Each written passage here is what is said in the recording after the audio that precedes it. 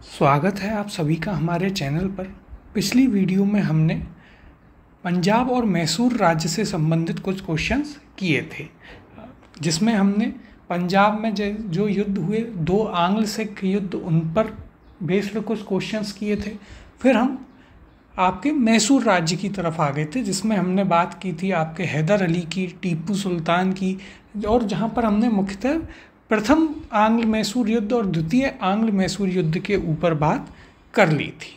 अब आज की इस वीडियो में हम उन्हीं के प्रश्नों को आगे करेंगे। तो देखिए, पहला प्रश्न है, टीपू सुल्तान ने अपनी राजधानी बनाई। ऑप्शन है यहाँ पर ए श्रीरंगपट्टनम में, बी मैसूर में, सी बेंगलोर में, या फिर डी कोयम्बटूर में।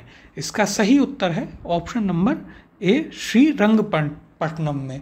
तो जो टीपू सुल्तान था उसने अपनी राजधानी बनाया था श्रीरंगपट्टनम को। उससे पहले जो है मैसूर राजधानी थी, वही जो है मैसूर राज्य चलता था और वहीं जो है उनकी राजधानी बनी हुई थी। फिर यदि हम बात करें, टीपू सुल्तान पर हम बात कर रहे थे, तो देखिए उसे आधुनिक मैसूर का पिता कहा जाता है, यानी कि फादर ऑफ मॉडर्न मैसूर कहा जाता है टीपू सुल्तान को। उसने वहाँ पर कई सारी नई चीज़ें की, जैसे एक आधुनिक जॉर्जियन कैलेंडर उसने लाया। इसके अलावा आधुनिक वजन लंबाई नापने के तौर तरीके उसने वहाँ पर अपनाए। इसके अलावा उसने अंतर्राष्ट्रीय डिप्लोमेटिक रिलेशन जो होते हैं, यानी कि राजनीतिक अंतर्राष्ट्रीय संबंध उसने बनाए। मॉडर्न एम्बेसी सिस्टम, जो आज के समय में एम्बेसी सिस्टम है, दूतावास सिस्टम, वो उस समय पर टीपू सुल्तान ने लागू किया था। तो आप देख सकते हैं कि वह कितने आगे की सोच वाला राजा था। फिर वो पहला व्यक्ति था जिसने अंतर्राष्ट्रीय अलायंस इंट्रोड्यूस किया, और जो एंटी ब्रिटिश अलायंस जो था उसका एक मेंबर भी बना, जैसे फ्रांस, डच, उन सबको साथ में लिया। अंतर्राष्ट्रीय स्तर पर जो है उसने जितने भी लोग अंग्रेज़ों के खिलाफ थे, ब्रिटिश के खिलाफ थे, उनके साथ उसने जो है एक अपनी अलायंस बनाई थी। इसके अलावा उसने फ्रेंच रिवॉल्यूशन उसके समय में हुआ, उसको काफ़ी सपोर्ट भी किया, और वो खुद एक राजा था। राजा होते हुए उसने, यदि हम देखें तो वहाँ पर एक रिपब्लिकन यानी कि गणतंत्र के आइडिया को वह सपोर्ट करता था। इसके अलावा फ्रांसीसियों का जो जैकोबियन क्लब होता था उसका भी वह एक सदस्य था। फिर उसने अपने एक धर्मनिरपेक्ष राज्य की स्थापना भी उसने अपने राज्य में करी, और उसने शारदा मंदिर जो है उसका पुनरुद्धार या फिर पुनः निर्माण जो है टीपू सुल्तान के द्वारा ही करवाया गया था। यहाँ पर यदि हम बात करें तो देखिए, टीपू सुल्तान ने श्रीरंगपट्टनम को अपनी राजधानी बनाया, एवं यहाँ जैकोबियन क्लब, जो हमने बात करी थी जैकोबियन क्लब, उसकी स्थापना करी, और उसका सदस्य भी वह यहाँ पर बना था। जैकोबियन क्लब कहाँ है? यह आपका फ्रांसीसी लोगों का एक क्लब होता था, जो कि वहाँ पे ऐसे लोग थे जो गणतंत्र के आइडिया को सपोर्ट किया करते थे, गरीब थे और निम्न स्तर के लोग थे, उनका एक क्लब था। उसकी उसने स्थापना करी। स्वयं एक राजा होते हुए, एक मोनार्क होते हुए उसने रिपब्लिकन आइडिया यानी कि गणतंत्र के आइडिया को उसने सपोर्ट किया। फिर अगला प्रश्न है, निम्नलिखित भारतीय शासकों में से कौन था जिसने विदेशों में आधुनिक पद्धति से दूतावास स्थापित किए थे? और ये देखिए, ये आपका यूपीएससी प्रीलिम्स 2001 में भी पूछा जा चुका है।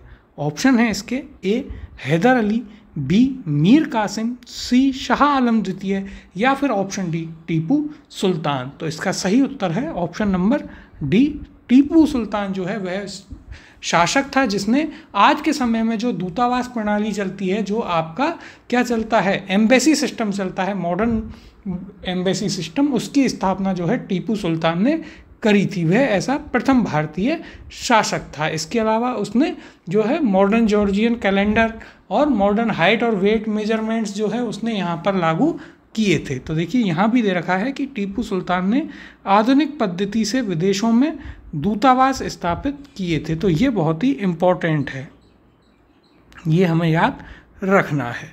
अगला प्रश्न है, टीपू सुल्तान ने ब्रिटिश सेना को 1780 में हराया था। ऑप्शन है आपके पास, ए हैदराबाद में, बी पोल्लीलुर में, सी सेरिंगपट्टनम में, और डी निजामाबाद में। तो देखिए, इसका सही उत्तर है यहाँ पर ऑप्शन नंबर बी। पोल्लीलुर नामक एक स्थान था जहाँ पर 1780 में टीपू सुल्तान ने अंग्रेज़ों की जो सेना थी, ब्रिटिश जो आर्मी थी, उसको वहाँ पर हराया था।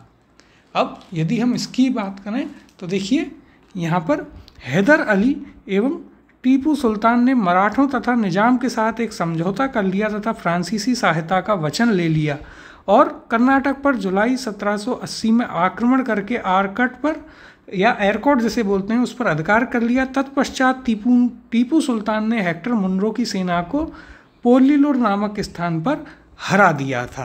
तो ये आपके 1780 की घटना है, यानी कि यह किससे संबंधित है? तो यह संबंधित है आपके सेकेंड एंग्लो मैसूर वॉर से। कौन से? तो द्वितीय आंग्ल मैसूर युद्ध से संबंधित यह घटना है। ये आपको यहाँ पर याद रखना है। अगला प्रश्न देखते हैं। अंग्रेजों ने श्रीरंगपट्टनम की संधि किसके साथ की थी? ऑप्शन है इसके, पहला ए हैदर अली के साथ, बी डुप्ले के साथ, सी टीपू सुल्तान के साथ, या फिर ऑप्शन डी नंद राज के साथ। इसका सही उत्तर है ऑप्शन नंबर सी, टीपू सुल्तान के साथ जो है अंग्रेजों ने कहाँ की संधि की थी? श्रीरंगपट्टनम की संधि की थी। अब यदि बात करें यह किस समय की संधि है, तो ये है आपके जो थर्ड एंग्लो मैसूर वॉर हुआ, यानी कि तीसरा आंग्ल मैसूर जो युद्ध हुआ, थर्ड एंग्लो मैसूर वॉर जो आपका हुआ था, उस समय की ये संधि है। कौन सी? श्रीरंगपट्टनम की संधि। ये कब से कब तक हुआ? तो ये युद्ध आपके 1790 से 92 तक चला था। यदि हम बात करें इसके कारण की, तो देखिए इसमें मैसूर कोई युद्ध करना नहीं चाहता था। ये युद्ध जबरदस्ती मैसूर पर थोका गया अंग्रेजों के द्वारा। उन्होंने जबरदस्ती इसे मैसूर पर थोपा, उसे उकसाया। और क्या था कि जो साउथ इंडिया है यानी कि दक्षिण भारत में मैसूर एकमात्र ऐसा राज्य था जिसने अंग्रेज़ों के साथ कोई भी संबंध रखने से मना कर दिया था, किसी भी प्रकार का अलायंस रखने से बिल्कुल साफ मना कर दिया था।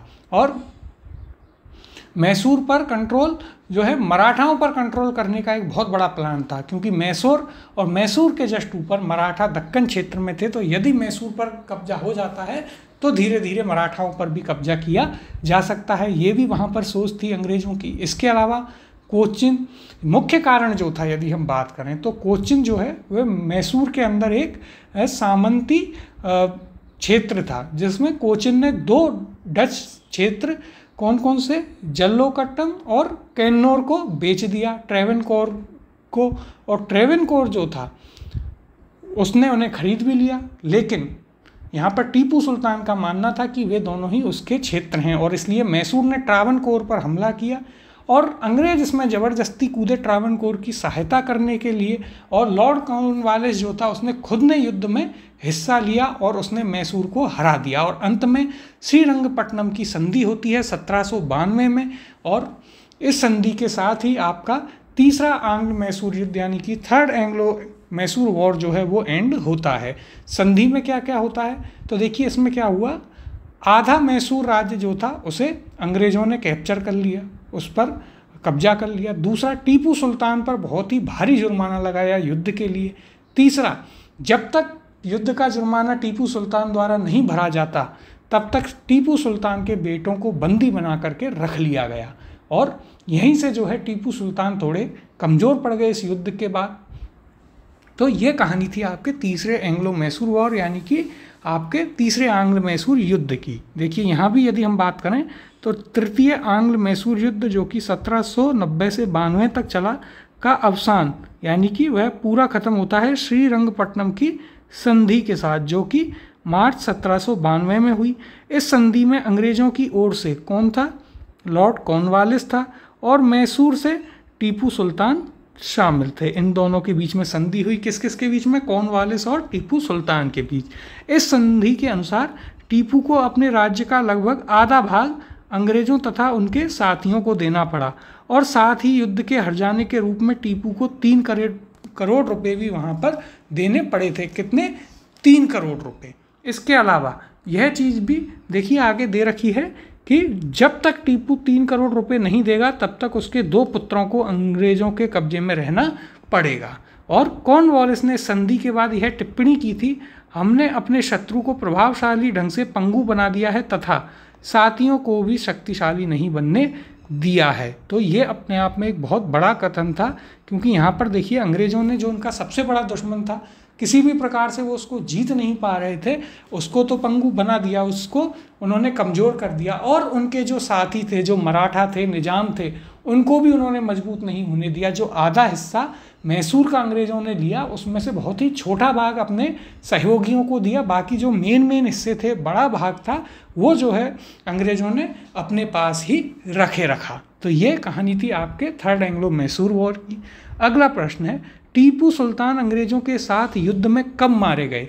इसके ऑप्शन हैं, ए 1857, बी 1799, सी 1793 या फिर डी 1769। तो इसका सही उत्तर है ऑप्शन नंबर बी 1799 में आपका जो फोर्थ एंग्लो मैसूर वॉर होता है। कौन सा? तो देखिए फोर्थ एंग्लो मैसूर वॉर, यानी कि आपका चौथा आंग्ल मैसूर युद्ध, जो कि कब हुआ? 1799 में हुआ। इसमें जो है टीपू सुल्तान मारे जाते हैं। इसका कारण क्या था? देखिए युद्ध का, फ्रांस में इस समय पर नेपोलियन जो था उसका उदय हुआ, और उसका सपना था, एक एम्बिशन था कि वो फ्रांस को जो है सब, उसने जितनी भी जगह खोई हैं फ्रांस ने, उन्हें वापस दिलाए, जिसमें भारत भी था। फिर मैसूर ने कई, जो हम जानते हैं टीपू सुल्तान के बारे में हमने बात करी, वह पहला ऐसा व्यक्ति था जिसने अंतर्राष्ट्रीय स्तर पर अंग्रेज़ों के खिलाफ संगठन बनाया। तो उसने, मैसूर ने क्या किया, कई एंटी ब्रिटिश जो देश थे उनके साथ रिलेशन बनाए, जैसे बर्मा, टर्की, ईरान, फ्रांस, इन सभी के साथ जो है उसने यहाँ पर संबंध बनाए। अंग्रेज़ों को यह चीज़ पता थी कि कहीं ना कहीं इनके साथ मिलकर हो सकता है कभी ना कहीं टीपू सुल्तान हम पर हमला करे या फिर हमें कमज़ोर करने की कोशिश करे। तो उस समय लॉर्ड वेलेस्ली जो था, उसने अपने भाई आर्थर वेलेस्ली, जो एक सेनापति था अंग्रेज़ों का, उसको यहाँ पर बुलाया और टीपू सुल्तान के खिलाफ युद्ध के लिए भेजा, जिसमें सीधे सीधे आरोप लगाया अंग्रेज़ों ने कि टीपू सुल्तान जो है हमारे ऊपर आक्रमण करने का षड्यंत्र रच रहा है। फिर इसके बाद क्या होता है, इस युद्ध में टीपू सुल्तान मारे जाते हैं। टीपू सुल्तान के मरने के बाद जो मैसूर में प्रारंभिक वडयार वंश था, उसको मैसूर लौटाया गया और कृष्णराज द्वितीय को राजा बना दिया गया। और साथ ही बनाया तो गया, लेकिन वहीं पर मैसूर के साथ क्या कही गई? सहायक संधि, यानी कि सब्सिडरी अलायंस वहाँ पर किया गया। राजा होते हुए भी उस राजा का कोई मतलब नहीं था। फिर बाद में जाके विलियम बेंटिक जो था, उसने मैसूर को मद्रास में मिला लिया, और जिसे वडयार वंश ने जो है आगे जाके चैलेंज भी किया कोर्ट में। बहुत बाद में जाकर के वह मैसूर उन्हें मद्रास से वापस मिला। लेकिन इस प्रकार से टीपू सुल्तान का यहाँ पर एक दुखद अंत हुआ था। देखिए यहाँ पर भी यदि हम बात करें तो टीपू सुल्तान जो है चतुर्थ आंग्ल मैसूर युद्ध, यानी कि फोर्थ एंग्लो मैसूर वॉर में 1799 के दौरान अंग्रेज़ों से लड़ते हुए मारे गए थे। अगला प्रश्न है, निम्नलिखित में से कौन एक सुमेलित है? तो यहाँ पर एक ऑप्शन है, प्रथम आंग्ल मैसूर युद्ध, हैदर अली पराजित हुआ। बी, द्वितीय आंग्ल मैसूर युद्ध, हैदर अली ने अंग्रेज़ों को पराजित किया। सी, तृतीय आंग्ल मैसूर युद्ध, टीपू सुल्तान युद्ध जीता और अपना भूभाग अंग्रेज़ों को नहीं दिया। या फिर डी, चतुर्थ आंग्ल मैसूर युद्ध, टीपू पराजित किया गया और युद्ध के मध्य ही दिवंगत हुआ। तो देखिए यहाँ पर ऑप्शन ए क्या कह रहा है, प्रथम आंग्ल मैसूर युद्ध, यहाँ पर हैदर अली पराजित हुआ। जी नहीं, ये आपका गलत है। यहाँ पर आपका हैदर अली जो है वह जीता था। प्रथम आंग्ल मैसूर युद्ध को हैदर अली ने जीता था। हमने चर्चा की थी कि उसने वहाँ पर क्या किया था, मराठे और निजामों को अंग्रेज़ों की साइड से अपनी साइड पर मिला लिया और युद्ध किया। और उस युद्ध में जो है फाइनली आपका कौन जीतता है? उस युद्ध में जीतता है आपका हैदर अली, जो है उस युद्ध को जीत जाता है। तो यहाँ पर ये आपका गलत होता है। और इस जो आपका प्रथम आंग्ल मैसूर युद्ध था, इससे कौन सी संधि संबंधित है? हम साथ साथ में संधियों को भी देख लेते हैं।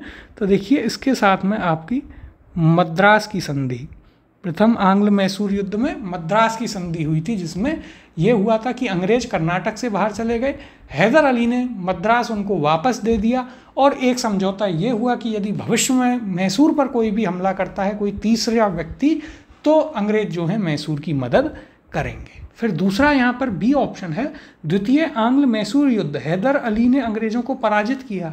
जी ऐसा नहीं था, हैदर अली यहाँ पर पराजित हुआ था। पोर्टो नावो के युद्ध में वे हारा था। कौन से में पराजित हुआ था? तो हमने बात करी थी पोर्टो नावों में जो है हैदर अली को हार का सामना करना पड़ा। बाद में जो है आयरकूट के खिलाफ वह हारा। फिर 1782 में हैदर अली की मृत्यु हो जाती है कैंसर से, और टीपू सुल्तान जो है उस युद्ध को बहुत बहादुरी से लड़ता है और कहीं ना कहीं एक जीत भी वह हासिल कर लेता है, जिसके बाद मैंगलोर की संधि वहाँ पर 1784 में होती है। तो देखिए द्वितीय आंग्ल मैसूर युद्ध में कौन सी संधि, तो यहाँ पर आपके मंगलौर की संधि, तो ये हमें याद रखना है। फिर आपका सी ऑप्शन है तृतीय आंग्ल मैसूर युद्ध, टीपू सुल्तान युद्ध जीता और अपना भूभाग अंग्रेजों को नहीं दिया। तो यहाँ पर टीपू सुल्तान जो है वह युद्ध को हार गया था। हमने बात करी थी कि ज़बरदस्ती मैसूर पर यह युद्ध अंग्रेजों ने थोपा था और टीपू सुल्तान जो है इसमें हार गया, और ट्रावनकोर पर टीपू सुल्तान ने हमला किया और ट्रावनकोर की मदद करने के लिए अंग्रेज इसमें ज़बरदस्ती घुसे, जिसके बाद वो उस युद्ध में हारा और यहाँ पर श्रीरंगपट्टनम की संधि होती है। तो देखिए तृतीय आंग्ल मैसूर युद्ध में कौन सी संधि होती है, तो इसमें होती है आपके श्रीरंगपट्टनम की संधि। तो हमें संधि भी याद रखनी है कि कौन सी संधि जो है किस युद्ध से संबंधित हैं, जिसमें मैसूर का जो आधा भाग था वो अंग्रेजों ने उस पर कब्जा किया, थोड़ा बहुत उसमें अपने सहयोगी मराठा निजामों को बांट दिया। टीपू सुल्तान पर 3 करोड़ रुपए का जुर्माना लगाया गया और जब तक वह जुर्माना नहीं देता टीपू सुल्तान के बेटों को अंग्रेजों ने कैद में रख लिया था। फिर है आपका डी चतुर्थ आंग्ल मैसूर युद्ध, टीपू सुल्तान पराजित किया गया और युद्ध में दिवंगत हुआ। यह आपका सही है, तो ऑप्शन डी इसका सही उत्तर होगा।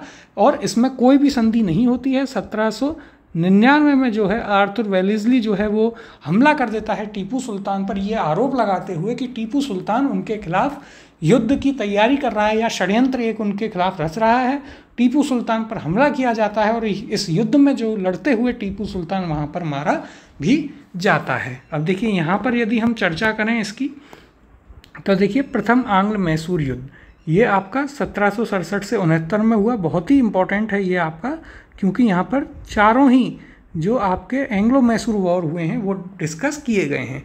इस दौरान अंग्रेज गवर्नर वेरेलस्ट था।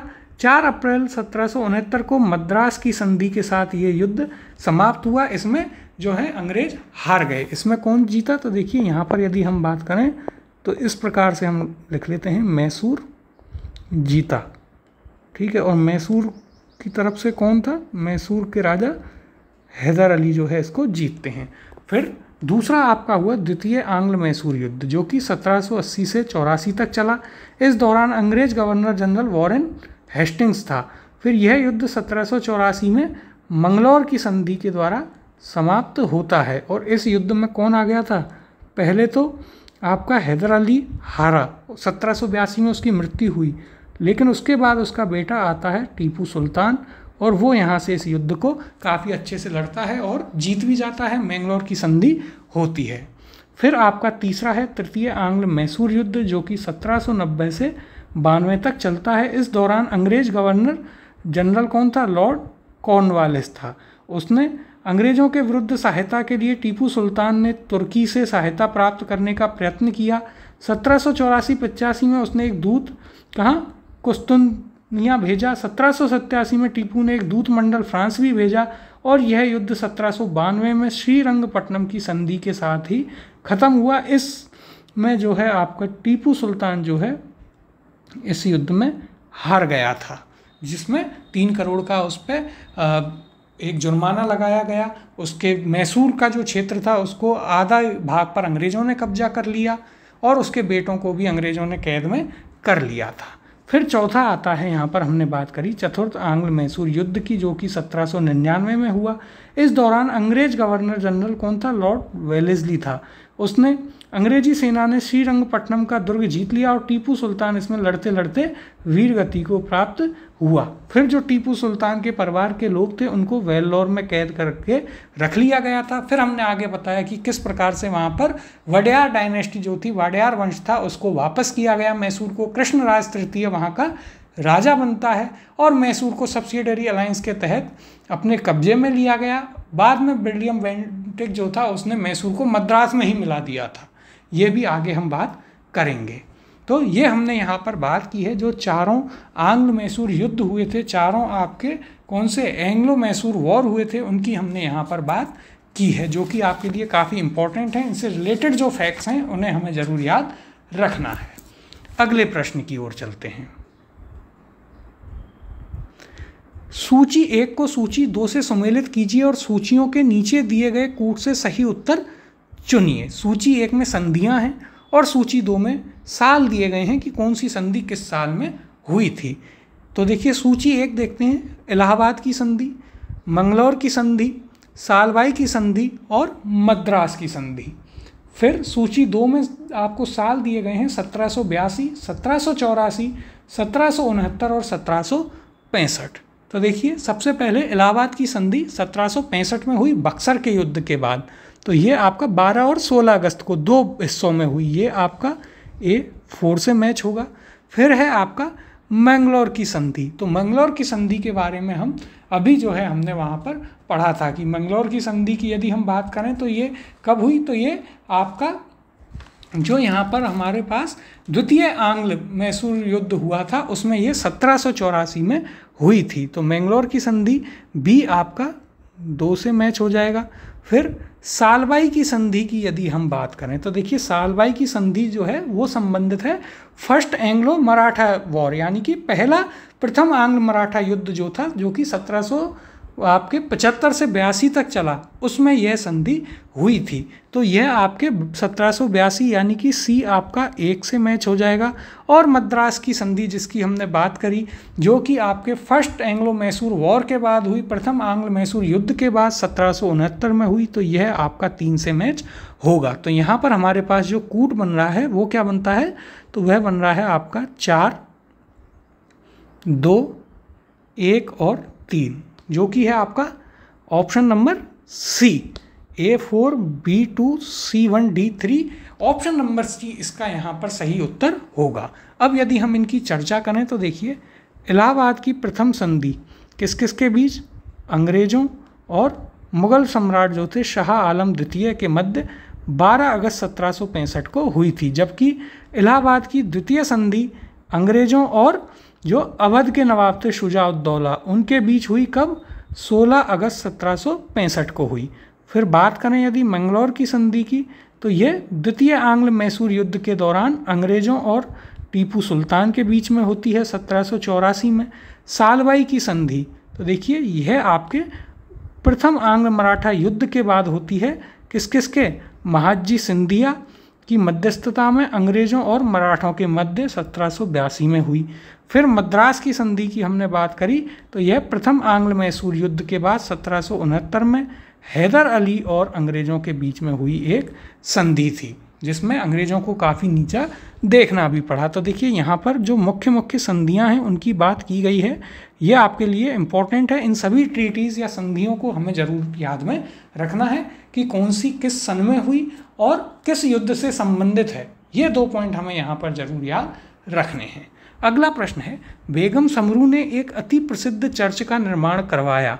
ऑप्शन है आपके पास, ए माउंट आबू में, बी नैनीताल में, सी सरगना में या फिर डी कानपुर में। तो देखिए इसका सही उत्तर है ऑप्शन नंबर सी। बेगम समरू जो थी उन्होंने सरगना में एक काफ़ी फेमस क्या कहते हैं चर्च का निर्माण करवाया था, जो कि आपके कहाँ पर, मेरठ के निकट स्थित है। तो देखिए ये कहाँ है, मेरठ के निकट, यह हमें याद रखना है। अगला प्रश्न देखते हैं, निम्न कथनों में से कौन सा एक सही नहीं है।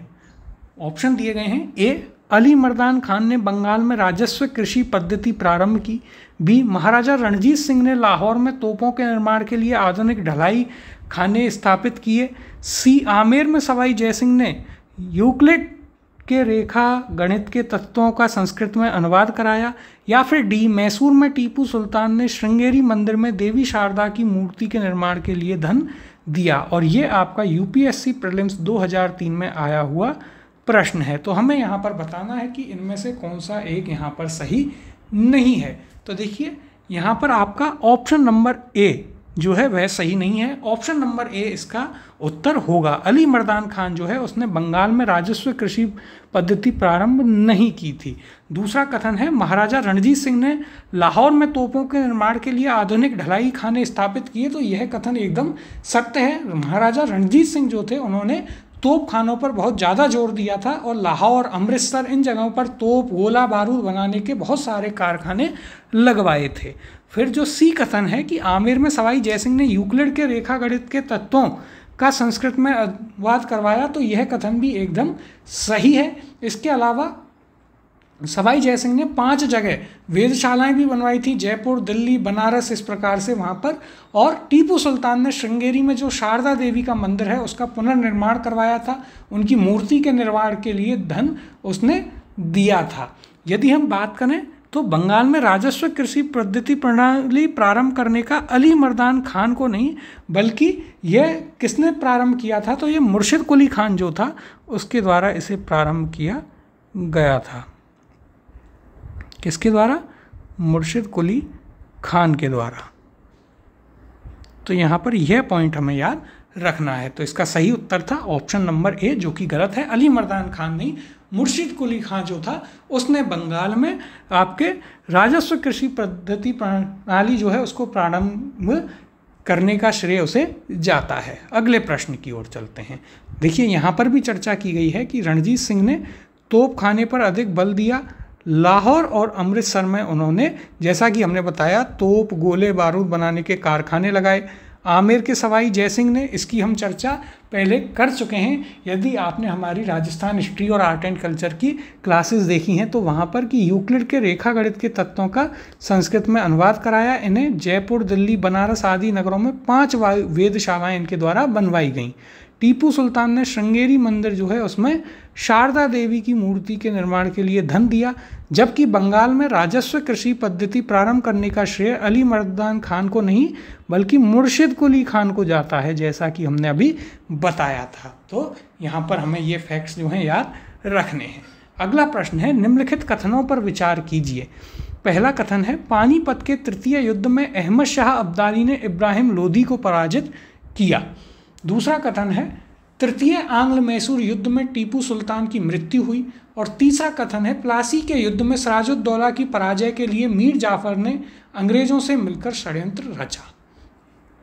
ऑप्शन है यहाँ पर, उपयुक्त कथनों में से कौन से सही हैं? ऑप्शन दिए गए हैं, ए 1, 2 और 3 सही हैं, बी ऑप्शन है केवल 3 सही है, सी ऑप्शन है 2 और 3 सही हैं, और ऑप्शन डी है इनमें से कोई भी सही नहीं है। और यह आपका यूपीएससी प्रीलिम्स 2004 में पूछा गया प्रश्न है। तो देखिए पहला कथन क्या कह रहा है, पानीपत के तृतीय युद्ध में अहमद शाह अब्दाली ने जो है आपके इब्राहिम लोदी को पराजित किया। तो जी नहीं, तृतीय जो युद्ध हुआ था पानीपत का उसमें अहमद शाह अब्दाली ने पराजित किया था किसको? मराठाओं को पराजित किया था। वहाँ पर मराठा सेना जो है बुरी तरीके से 1761 में ये युद्ध हुआ, बहुत ही भीषण युद्ध था जिसमें सदाशिव राव के नेतृत्व में मराठा सेना लड़ी और बहुत बुरी तरीके से वहाँ पर परास्त हुई थी। और इस युद्ध में ऐसा कहा जाता है कि शायद ही पूरे महाराष्ट्र में जो मराठा क्षेत्र था उसमें ऐसा कोई परिवार नहीं बचा जिसने अपने किसी एक व्यक्ति को ना खोया हो। और फिर यदि हम बात करें, दूसरा कथन कहता है तृतीय आंग्ल मैसूर युद्ध में टीपू सुल्तान की मृत्यु हुई। तो तृतीय में नहीं, यह मृत्यु होती है उसकी 4th एंग्लो मैसूर वॉर में 1799 में जो हुआ। तीसरा कथन कहता है प्लासी के युद्ध में सिराजुद्दौला की पराजय के लिए मीर जाफर ने अंग्रेजों के साथ मिलकर षड्यंत्र रचा। तो यह कथन बिल्कुल सही है। तो यहाँ पर सिर्फ तीसरा कथन सही है, यानी कि ऑप्शन नंबर बी केवल 3 इसका सही उत्तर होगा। पहले 2 कथन यहाँ पर गलत हैं। अब इनकी यदि हम चर्चा करें तो देखिए 14 जनवरी 1761 को पानीपत की तीसरी लड़ाई में अहमद शाह अब्दाली ने सदाशिव राव भाऊ के नेतृत्व वाली मराठा सेना को परास्त किया था। जे.एन. सरकार, जो कि एक इतिहासकार रहे हैं, उनके अनुसार महाराष्ट्र में संभवतः ही कोई ऐसा परिवार नहीं होगा जिसने कोई ना कोई संबंधी ना खोया हो, तथा कुछ परिवारों का तो सर्वनाश ही हो गया। तो ये इतना भीषण युद्ध था और यहीं से मराठा जो है बहुत कमज़ोर हो गए, वो कभी वापस उभर नहीं पाए। थोड़ा बहुत उभरे तो तब तक उनके महान जो शासक थे उनकी मृत्यु हो गई वापस बहुत ही कम समय में। तो उसके बाद जो है मराठा साम्राज्य कभी आगे इतने बड़े स्तर पर नहीं बढ़ पाया था। फिर देखिए 1790 से 92 में हुए तीसरे आंग्ल मैसूर युद्ध में टीपू सुल्तान केवल पराजित हुआ था, उसकी मृत्यु नहीं हुई थी। और इस युद्ध के बाद श्रीरंगपट्टनम की संधि से युद्ध विराम हो गया था। टीपू सुल्तान की मृत्यु 1799 में 4th एंग्लो मैसूर वॉर यानी कि चतुर्थ आंग्ल मैसूर युद्ध में हुई थी, जो हमने अभी चर्चा करी। फिर सिराजुद्दौला के विरुद्ध षड्यंत्र रचा था किसने? मीर जाफर ने अंग्रेजों के साथ मिलकर। और अन्य षड्यंत्रकारियों में कौन कौन थे? जगत सेठ, एक हिस्ट्री में काफ़ी बार इनका नाम आता है, राय दुर्लभ, अमीन चंद्र, ये प्रमुख जो हैं कौन थे? षड्यंत्रकारी थे, जो कि आपके सिराजुद्दौला के विरुद्ध गए और अंग्रेजों के साथ मिल गए और वहाँ पर सिराजुद्दौला की मौत हो जाती है। तो ये थे हमारे प्रश्न जो कि आपके पंजाब और मैसूर राज्य से संबंधित थे। इसके बाद हम जो अगला हमारा चैप्टर करेंगे नई वीडियो में, वो होगा आपका जो इंडिया में, भारत में अंग्रेजों के गवर्नर या गवर्नर जनरल या फिर वाइसरॉय जो रहे, उनके ऊपर हम क्वेश्चंस करेंगे। और वो हमारा एक थोड़ा बड़ा चैप्टर होने वाला है, जिसमें हम सारे गवर्नर्स को, वाइसरॉयज को, सबको कवर करेंगे।